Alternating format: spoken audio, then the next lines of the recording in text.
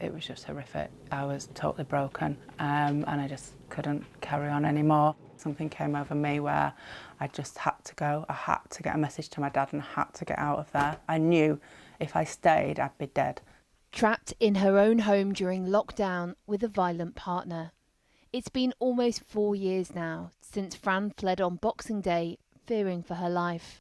And can you remember that feeling when you met your dad? I remember it really vividly because we always used to go to the football on Boxing Day, and when I got in my dad's car, he had the football on, and it was the first normal I'd had for a very long time, and it was just that, oh my gosh, getting in the car with my dad and feeling safe, and hearing the football on in the car and just being like, oh my gosh, thank God.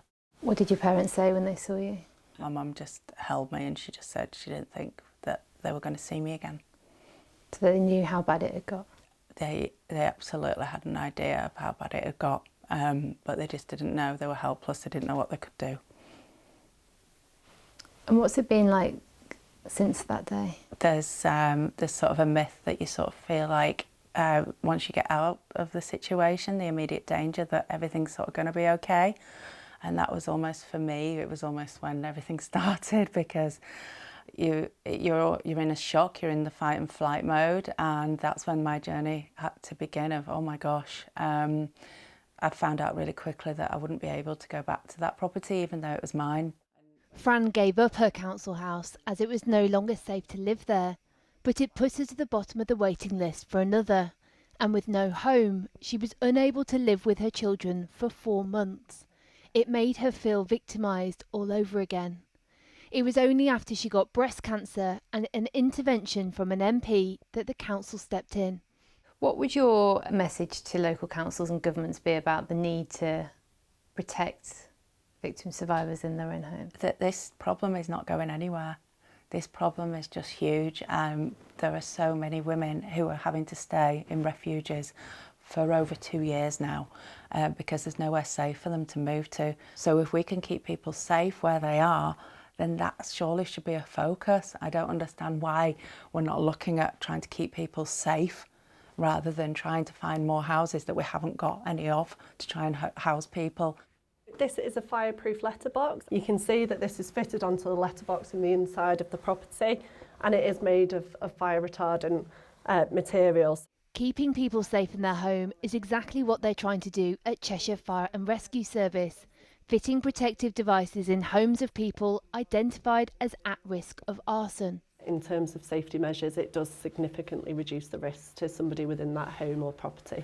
And you've fitted around 300 of these already this year? We have. That's a huge number really, isn't it? It is, yes.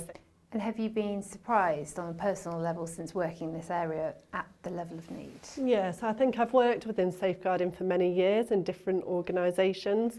I've worked for the fire service now for 8 years, and sadly we're only seeing an ever-increasing picture of risk and vulnerability within our community, especially around arson threat and the risk that that does pose for domestic abuse victims.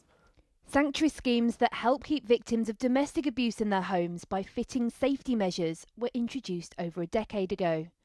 In a survey of local councils, 60% of the 109 councils who use sanctuary schemes said they had sufficient resources to deliver the scheme to a great or moderate extent.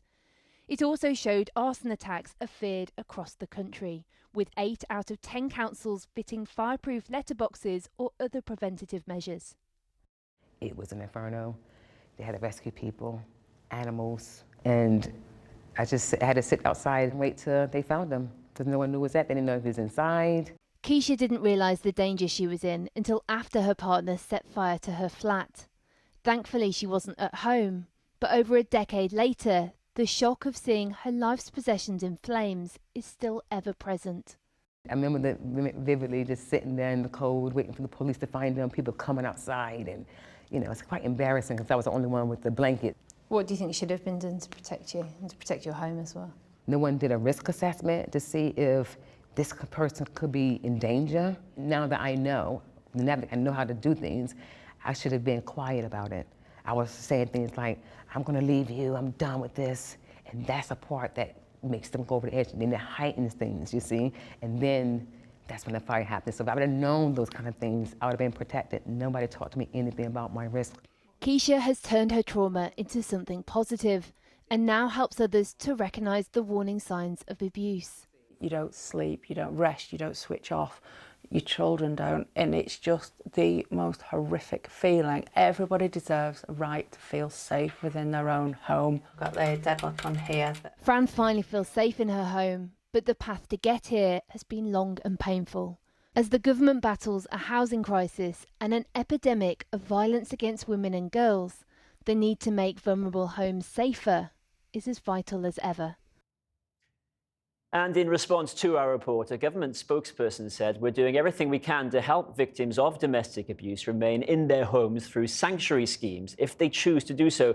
That includes giving councils an extra £30 million this year and supporting councils to consider using these schemes so we can give people like Fran and Keisha the safety they deserve in their own homes."